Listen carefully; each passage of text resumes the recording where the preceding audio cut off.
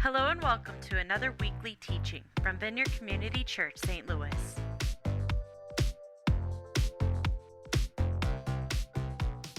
Question. Have you ever misunderstood what a job would be like? Anybody ever misunderstood what a job would be like? Some of you are like, every single job, that is what has happened to me, right? I was thinking about this question, and actually I went all the way back to my first job. So in my first job, where I was paid by someone I didn't know, okay? I was maybe about 14 or 15, something like that. And it was my job at the time, growing up, to mow the lawn at my house. I don't know why that became my job, but actually I didn't really mind it. It was like, yeah, this is cool. I can do this. And so when an opportunity arose I think it was maybe at the Y, some community center, they said, hey, we're having lawnmower safety classes, okay? And at the end of the safety class, you can put your name down on this list and make yourself available for hire. And so I was like, okay, that's cool. I probably should take the lawnmower safety class anyways, right? Nobody ever taught me anything about lawnmower safety. So my dad was just like, hey, here, go cut the grass. Here's this, motorized spinning blade of death. Just, go for it, right?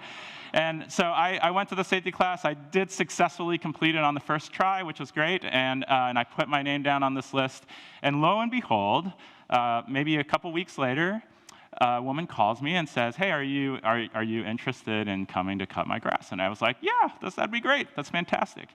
And so I rode my bike, this was before I could drive, of course, and I just said to her, look, I can't bring a lawnmower, right? So I don't have that capability. And she says, that's fine. I've got a lawnmower you can use. I'm like, great. So I ride my bike down there. And it was definitely a job that I misunderstood some things about, okay? One of the things I definitely misunderstood about it was the payment. So, she had said, this is a job, this is clearly a paying situation. But I remember when I received the payment that even though I didn't have any money at all, right? So like some money is better than no money, I think, that I was disappointed. I was definitely disappointed by the payment. And you might say, hey, why didn't you ask what the payment was before you went, look, this is my first job, okay? Relax. So I received the payment, and I just remember actually being disappointed. I remember that it involved coins and now this is a long time ago, right? But not like 1935, okay? So it still should not have involved coins, especially in the denominations that it involved. And so the payment was disappointing, and part of why the payment was disappointing was because the other part of the job that I definitely didn't understand was that when I got there, it was a very regularly sized yard in Boulder, which is, was a pretty good size front and back. And she said she had a lawnmower, right? And I got there, and she said, here's my lawnmower. And anyone know what a push reel mower is? Does everybody know what that is? Okay. So if you don't know what a push reel mower is, I had a gas-powered lawnmower, right? Where the gas and the motor do the work. In a push reel mower, you do the work, right? You push the thing all around, and like I said, this is a big yard. There's twigs and gumballs all over the place. It was just like a nightmare, right? It was a nightmare. I had definitely not understood the requirements of this job, and that made it very difficult, right? And so, this happens to us all the time, I think, in normal life, in real life. And it's in our passage this morning, it's definitely something that the people listening, and I think by implication, us as well, as we seek to follow Jesus, that we maybe have some misunderstanding about the job that can be clarified, I hope. So that's what we're going to be doing this morning in John chapter 6. So we're going to be in John 6 here. This is Jesus' discourse or sermon in the synagogue in Capernaum. We'll be in here for 2 weeks, and I'll be back next week to talk about the rest of it. But the context for John 6 is a bunch of things, actually, and the context is pretty important, okay? And I'll try to go through these quickly. But, Jesus at this point in his ministry, he's been going around doing a lot of healings. He's becoming known. He's ministering to people in the Galilee region. And there's crowds that are starting to follow him. And so famously, right before this passage here, Jesus has fed the 5,000, right? He's had this big crowd on the outskirts of a town. He feeds the 5,000, this incredible miracle. And after he does that, an interesting thing it says in John is that Jesus, first of all, he retreats. He decides, like the men are about to do, right, that he has to get away to be with his Father, okay? And the other thing that it notes is that the people wanted him to be their king, their political king. It says that the people were going to force him, take him by force to become their king. And Jesus knew that, and so he retreated. So then after that, he sends the disciples back to Capernaum. He sends them across the Sea of Galilee. And so they're on a boat. And also famously, this is a time when, there's the sea. Yeah, I can do the slides, Andrew. So the Sea of Galilee is here. We'll come back to there. There it is. So they're going, we actually aren't exactly sure where they're coming from. Might be Tiberias, might be the other side of the lake, but they've got to cross the Sea of Galilee to get to Capernaum up at the top there, okay? And in the process of doing that, they run into this big storm, right? They run into this big storm, and Jesus is not with them, and famously, Jesus walks on the water to get to them. Peter, in Matthew account, he comes out, he walks on the water also, they get in the boat. And then actually one thing that I like forget about that is that it says the boat, after Jesus gets in it, immediately got to the shore. So it's like another miracle on top of that. I don't know, just put on the turbojets, we're there. So that is what is all happening as we enter into being in Capernaum, okay? And we'll pick up in verse 22, okay? So John 6, verse 22. It says, on the next day, the crowd that remained on the other side of the sea saw that there had been only one boat there, and that Jesus had not entered the boat with his disciples, but that his disciples had gone away alone, right? So that's what we just talked about. Other boats from Tiberias came near the place where they had eaten the bread after the Lord had given thanks. So when the crowd saw that Jesus was not there, nor his disciples, they themselves got into the boats and went to Capernaum seeking Jesus. So here the crowd, again, is following him around, and they have just seen this great miracle. Probably what's happening is they've picked up some other people, right? That's kind of the implication we get is that, again, word is getting around that there's this guy, Jesus, who's doing these crazy miracles, and they're trying to go away. They're trying to seek after him and where he went, even though Jesus is like a little bit hiding from them, right? But it says they went to Capernaum because who knows what, Jesus was born in Bethlehem. What's significant about Capernaum? Anybody can tell me that? Anyone? No? Capernaum is where Jesus basically made his home. Okay, so Jesus and the disciples, that was a little bit their home base. And so it was like a reasonable place to go look for him, right? Because they hung out there a lot. Okay, and so they're seeking Jesus, and Jesus, as we'll find out later in the chapter, he's actually in the synagogue, right? He's in the Jewish synagogue, and they're probably in some sort of synagogue service of sorts. And then this dialogue happens. It says, when they found him on the other side of the sea, they said to him, Rabbi, when did you come here? Right? So they're confused. They're like, hey, we were looking for you. We thought you were over there, but then, your disciples came over here. Like, how did you get here? Okay? Now, the accurate answer, or an accurate answer to this question is like, well, I walked, right? Or I caught up with my disciples by walking across the water, and then I got a boat, and now I'm here, right? That's the answer to the question that they're asking. If you know the passage, does Jesus answer the question like that? Of course, he does not, right? And so this is always, we like to point this out whenever possible. And it is that Jesus does not always answer, or maybe most of the time, does not answer your direct questions with direct answers, okay? That's just something to get used to. It's something to even know going in. It's not something to keep you from asking Jesus your questions. Because what he's looking for is engagement, right? He may not be looking for to answer exactly what you're asking him, but what we're going to see Jesus doing is that he's going to go deeper with them, right? So the series is the way in, is the way on. And so often what Jesus is doing with us is kind of going a layer deeper. And so that's what he's going to say here.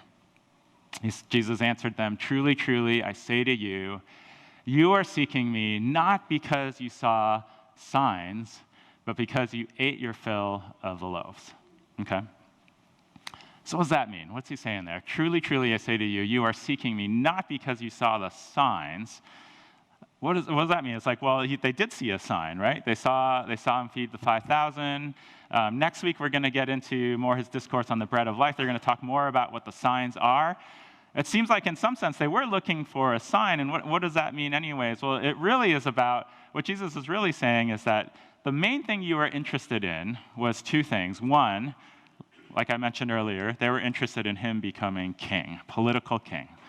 And two, they were interested in being fed, all right? They had kind of a material focus or an outward and external focus on what Jesus was doing. And what Jesus is trying to do now is he's trying to reorient how they're thinking about things, right?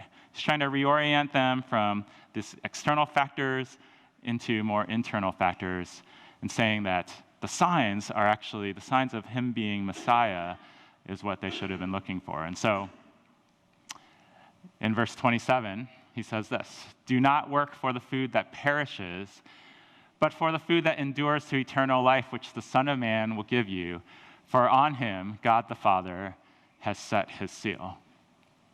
So in the little notes there, I've got those words highlighted. Do not work for the food that perishes, but the food that endures for eternal life. So again, what is Jesus trying to do there? He's trying to say that there are different types of work, right? There's a work for food that is temporal, and there's another kind of work that is eternal, okay?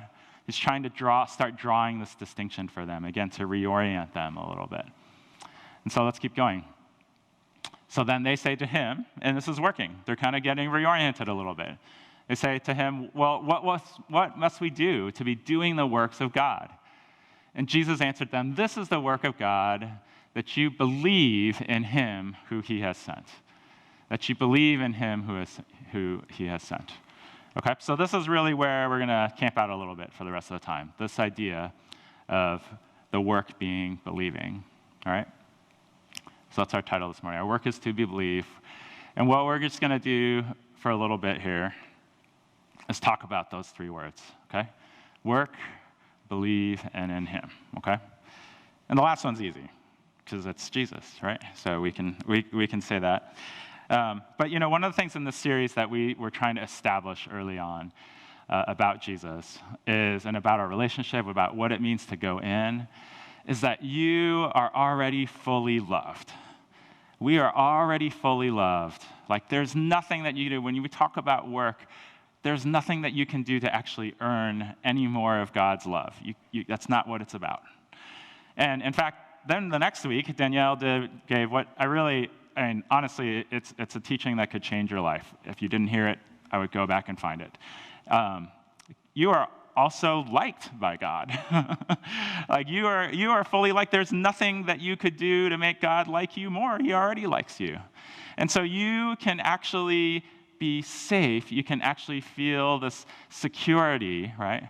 Or at least you can know that it's the case that when you come to Jesus and when you let him in more, it's not about him, it's not about earning his love or even earning his favor.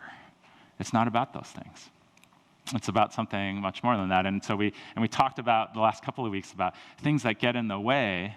A lot of what Jesus is trying to get at is like, it's even when we're talking about things like sin, and like Bill did a great job last week talking about false self, right? This idea that there's so many things that, they may not be like morally bad necessarily, but they're things that we put in place of our true identity in Christ, right? Things that we elevate, and so there's this idea that there's these false self things that get in the way. What are they getting in the way of? It's not about favor or about God's love. It's just about the fact that they're getting in the way of us being able to really be with Jesus. That's the point. They're getting in the way with us being able to be with Jesus. And so when we talk about the work of God, that you believe in him, it's like that's our object, right? Jesus, this is the Jesus that we're working with here, is someone who fully loves us, who wants to be with us, who wants to take away the things that get in the way. All right? But let's talk about those first two words, okay? Work and believe. Any Princess Bride fans in here? Do you guys know that? Yeah. So Lindsay's like, yes. So there's this great line. I mean, there's many great lines, of course. But there's a great line of, you keep using that word. I do not think it means what you think it means, right? And we have this a little bit with these words, work and believe, I think. And I'll go through both of them. It's like, ironically, in The Princess Bride, of course, as I was reviewing that, it's like, wait, he says inconceivable. That is actually the right word to use in that situation. I don't know, but we were. You ever thought about that? Yeah. But work and believe for us are things that, we've assigned different meanings to them culturally, and they may or may not be really what the Bible is talking about when we're using those words. So we're just gonna roll into that for a little bit, okay? So work, right? And Jesus talks about it in the passage already. Our understanding of work, just for example, going back to my lawn mowing, right? If I had properly established what the wage was going to be, right, I would have been doing a task in exchange for remuneration, in exchange for compensation of some defined point. I'm earning, right, what I get by doing work. And that surely is a type of work. Jesus has just said that. You can work for things that are perishable. But that's the thing about that kind of work, is that it's only for perishable things. Right? Working in the world sense, in the way that we most often think about, is only for perishable things. In fact, that's sort of a defining characteristic of it. When I go to work, well, I don't go to work. I work remotely. But when I sit in my chair in my room and turn on my laptop, I am expecting, right? I am earning my paycheck. Okay, and what Jesus is talking about here when he talks about work is not that. But here's the thing. When this verse is taught a lot of times, that the work of God is that you believe in him, what you hear in it, and certainly what I heard growing up, is this awesome idea of grace, right? That salvation is a free gift of God, that you don't have to do anything to earn. Everything I just said, you don't have to do anything to earn God's love. All you have to do is believe. Okay, but the way that comes across a lot of times, and in fact, some people will even say it, and they'll say, like, well, the work is to believe, which is no work at all. And that's actually wrong. Like, if Jesus had wanted to say that it's no work at all to believe, well, he would have just said that, right? I mean, I don't think he's being coy. I don't think he's being, funny, twisting words or anything. I think he means something different than that. And really, I mean, everyone who I've ever been taught that from, they didn't believe that either, right? I mean, everyone knows in church, right? Like, I mean, why do we do church in the first place? Why do you make an effort, or why do you do the thing that you're doing right now? It's because, well, there is something behind that. If believing took no work whatsoever, then you wouldn't have to do anything. But that's not actually what we do. That's not what we practice.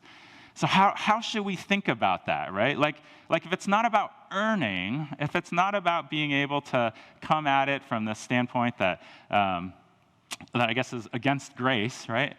What is the work that we're talking about here? And I think one of the things that is helpful to do is to maybe use a different word, right? Maybe use a different word. And Dallas Willard helps us on this tremendously. And the word that we use there is effort, okay? What Dallas Willard says, and he's a great author and theologian, pastor, he says that grace is opposed to earning. Grace is opposed to earning. If you have the attitude that you're going to earn God's love or favor, that is wrong, right? That is not grace. But grace is not opposed to effort. Grace is not opposed to effort. And one thing I'll say about the effort, too, that Jesus says, right, that I'll point out, is that this effort, when Jesus talks about his yoke and his burden, he says what? My yoke is easy and my burden is light, right? He doesn't say it's nothing. He does not say it's nothing. But he does say that it's easy and that it's light, okay? And so we should expect and we should know, we should even embrace that there is effort involved in following Jesus. There's effort involved in believing. There is, okay? And we can identify what might be effort versus, perishing works by whether it feels like it's easy and light or not. This is something I'm discovering over and over again, that God is not asking me to do things that feel like grinding it out, that feel like just, having to rev myself up and really like do something that's actually really, really exhausting. Like God actually, even if it looks really spiritual, God isn't asking me to do those things when I really am learning to listen to him. No, his yoke is easy, his burden is light, but it is effort. And when we come into, sometimes I think because we've got this message of grace that's a little bit misunderstood about what that job is, what is our task, and we kind of think, oh, actually the job is nothing. No, the job's not nothing. It does involve effort, and that's okay. You can actually embrace that. But you can know that it's effort that leads to eternal things.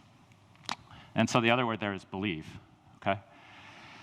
Okay, I went around the block on this one.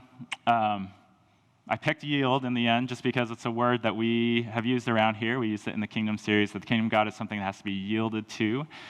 But I went around the block just because I feel like there's actually not a perfect singular word for it, okay? Believe, the problem with that word, of course, is that in our culture, we use it in all sorts of ways, right? Ranging from the entirely trivial, okay? I believe that it's going to be sunny today, or I believe that the Chiefs are going to win, or whatever. Like I believe there's lots of things that really have very little consequence to anything that we quote unquote believe, right?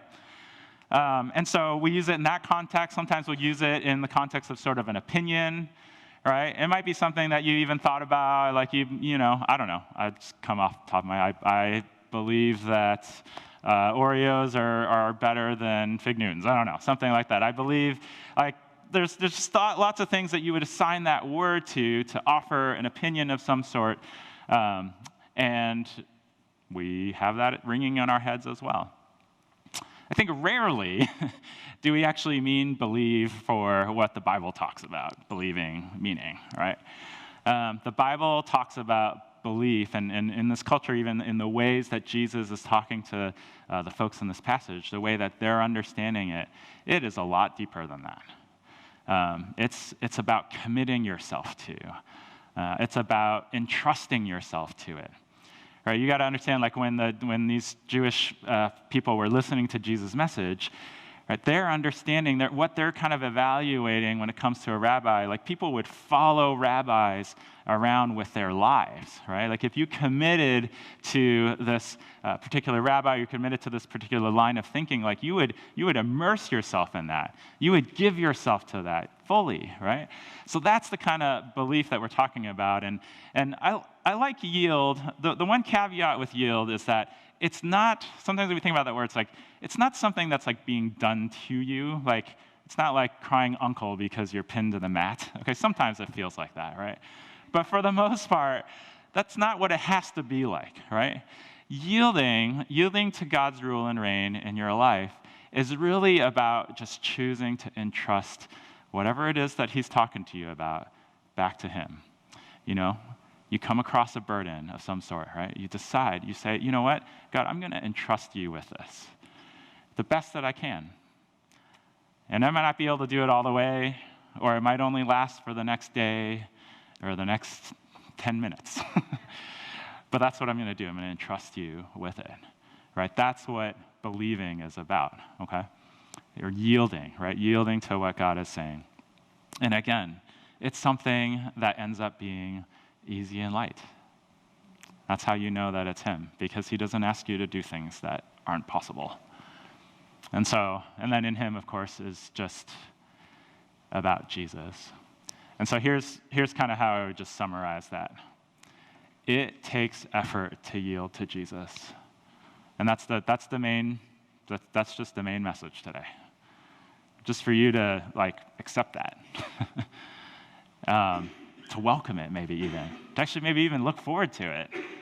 It takes effort to yield to Jesus. And as we move forward in the series, we're going to be talking more about that. After next week, we'll kind of take a little bit of a turn, and we'll be talking about different ways that Jesus leads us in, right? And all of those ways are going to require some effort, every single one of them. But that's okay. It's a good thing. It takes effort to yield to Jesus. This message for me, it's something that's I've wrestled with for a while. Not the message itself, but this idea, right? It's something that I've wrestled with for a while, and it's taken me a long time to really wrap my head around it a little bit, and it's taken me even longer to be able to describe it in any way that I felt comfortable saying it from a stage. And I kind of got there. I believe so strongly in this. I really, really do. But I was I actually had a hard time figuring out, how do I land this? What does this really mean in our lives? What does that look like? And I wish I could, I was kind of searching around. I like to use examples where, they're kind of wrapped up, right? You can kind of look back. It feels like a testimony. Oh, yes, this, and this happened, and it was all great at the end. I prefer those, right? I'm sure you do too. So I didn't have any of those, right? Because the reality is this is actually something that I'm really just learning to accept in a different way, right? That there is effort involved, but it's not the effort, it's not the work that I had understood for a long time that it should be. And so I actually felt the one thing, I mean, there's actually many things that fall into this category, but one thing I was I bet some people could relate to, just as we wrap up and we think about how this applies, is just my own health, okay? And so some of you know, in 2015, I had never thought about my health really at all until 2015. I thought very little about my body, treated it not very well. This is embarrassing to say, but this as an example. When I used to go to work in the mornings, my favorite cereal was Frosted Mini Wheats. And I would take a Tupperware tub this big, and I would fill it with Frosted Mini Wheats. And then I would put cheese on it. And this is just what I did. I'm just being honest. It's gross. I understand. And I pour milk on it, and then I would get in the car and eat it while I was driving to work. So, like I said, I did not think very much about my body at that time, right? This is emblematic of how I treated my body. People, my son runs cross country, right? So I'm often asked, oh, did you also run when you were a kid? And I always say, absolutely not. I don't actually understand why he does it. So I have no context for that whatsoever. So I did not think anything about my body. And then all of a sudden in 2015, I developed, overnight, literally, this autoimmune condition just flared up. And all of a sudden, I had to start to deal with my body. And it's been a long journey, and I'm not going to, a lot of you actually know about it, but I'm not going to belabor that. But it is something that has required a lot of work, right? And it's something the work of that, my perception of that has started to change over time here. Right? Because when I went into that period of time, I started to think, hey, you know what? If I do the work, right? If I go and I'm doing all this research about what to do with my body, and I'm working really hard to achieve those things in my actual life, and doing all this stuff, and I'm expecting, I'm earning, right? I'm saying that if I do these things, then I ought to be able to earn a better health outcome. And you know what? That's true in a lot of ways, right? There is a correlation between how I'm doing on the one hand, what I'm working on, and how I feel, and what happens. But a couple of things about that is, one, in the end, it's perishable. I mean, I'm 40. I always forget how old I am. Also embarrassing. I'm 42, okay? It's safe to say that I'm on the downhill side at this point, right? We're starting to, all of us in this cohort, and there's many of you in that room, this is becoming a joke amongst us, right? We're like, we are starting to get old. Things are happening that didn't used to happen, and it's just, it's getting rough, and it's the mission at this point is maintenance at best, I think. So that's the truth. It is not going to get better at this point. And so that's what we're doing, right? We're spending work on this, and but the reality is that it's perishable. It is perishable. No matter what I do, my body will continue to degrade, and in fact, there's a lot of times when stuff happens, even that doesn't make sense. My last kind of episode that I had was this past March. I swear to you, I did not do anything wrong. I really didn't. I was like, what happened here? I can't point at a single thing that I did wrong, and yet there I am, laid up in bed, in massive amounts of pain. It's like, what happened, right? That happens. And we get sick, even when we do things all the way right. It's perishable work, if that's the focus. But that had been my focus a lot. That's how I had understood the work of taking care of my body. And as I've been kind of going through this process here, thinking about, well, what is the effort that Jesus is looking for? Well, it really, first of all, it doesn't look like me having, all my ducks in a row, if that was even possible. I think what it's about is this idea of exchanging more of the work that's perishable, right? What Jesus is saying, there's work that's perishable, for work that's eternal, for effort that leads to eternal things, okay?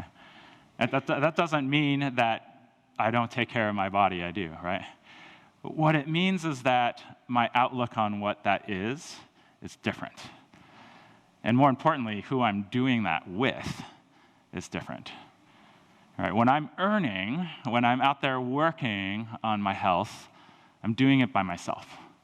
And I'm saying, this is in my hands, and I'm gonna earn the good results, or I'm gonna pay the consequences of it not going well. But if I can, and I know this might be hard to get your head around, it is for me, but I might be doing physically the same things, but if I have this other mentality of effort, if I say, you know what, instead of spending time and work and anxiety and worry and really work that feels like grinding, maybe instead I apply effort into the things that Jesus calls me into. Maybe I spend time with him about this, right? I mean, I'm curious, like, if you've got like a chronic illness or something like that, like, I only ask this question because I would have said no to this not that long ago. Like, have you spent time with Jesus, not asking him to heal you necessarily? You can ask that. That's always good, and we always do. Every week you can come up here and ask for prayer to be healed, and we will pray for that. But have you spent time with Jesus, not asking for healing so much as just sitting in it with him and saying, you know what, Jesus, I have this thing going on in my body, and I want to entrust that to you. As best as I know how, with a little bit of effort that I have, I'm just going to sit here and I'm going to just turn that over to you. Have you done that before? Like I said, I would have said no to that. But he's starting to teach me to do that, right? Like, before I get wrapped up in what's going wrong and what things are, why things aren't happening or are happening that should be happening, maybe I go to him first, right? I put that effort into it. And so, I don't know, I hope that makes a little sense. There's lots of areas in your life where this applies, and we'll get into that more and more with the series. But it does take effort to entrust or to yield or to give yourself over to Jesus. So here's our way in this morning. Talk with Jesus about practical ways for you to exchange more of the work that perishes for the work of God in your daily life. And again, with that premise, knowing that you're already fully loved, right? You can't earn it. But it is an exchange, right? And here's the last thing I'll just say about that. There is a finite amount of time and space. And in fact, I think I forgot I put this up here. There's this great quote that has helped us on this series by John Wimber. He says, Christianity is a life of revelation in which you see yourself as limited and God as unlimited. Yourself as limited, and I would maybe say that as you see yourself more and more as being limited, and more that God is unlimited. There is a finite amount of space and time that each of us have, right? And so you can't actually fill your life with work that perishes and expect to have anything left for effort that goes to trusting Jesus. Doesn't work. There's just not the space for that. So there's an exchange that has to happen, right? You do have to give up some things, some space, some time in your working for perishing stuff, which you're gonna do, we're all gonna do, but you've got to give some of that up in exchange for being able to put effort into trusting Jesus. That's the reality. And it's good. That's the thing. It is actually really, really good. And the more you do it, and the more you can recognize that actually it's light and it's easy, it's not what you think it will be, the better it is.